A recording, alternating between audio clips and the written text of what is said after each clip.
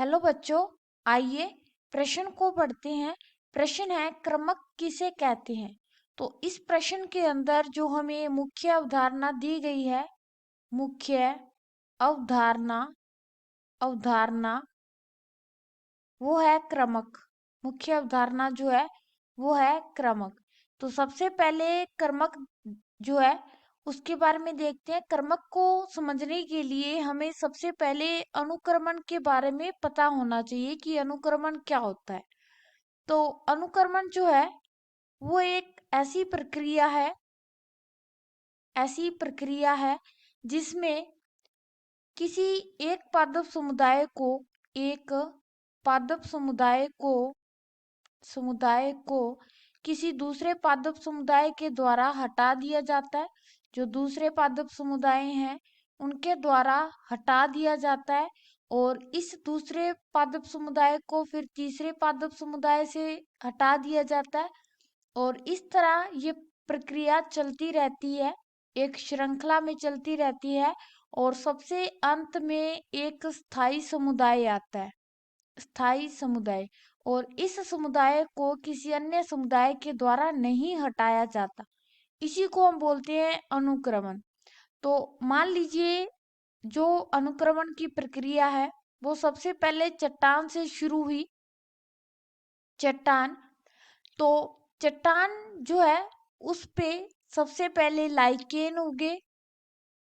Lichen ने चट्टान के ऊपर मिट्टी का निर्माण किया। यहाँ पे चट्टान के ऊपर मिट्टी बनी थोड़ी बहुत, और लाइकेन के बाद में यहाँ पे मोस आए। मोस मोस जो है वो ऐसी मिट्टी में उगे। उसके बाद यहाँ पे कुछ घास वगैरह उगे, मृदा का निर्माण और ज्यादा हुआ, और अब यहाँ पे घास की बजाय यहाँ पे जंगल विकसित हो गया है। यानी कि अगर हम बोले तो कोई भी पायोनियर जाति वो होती है जो कि किसी बंजर एरिया में पहली बार प्रवेश करती है। तो पायोनियर जाति से स्थायी जाति बनने के बीच, या स्थायी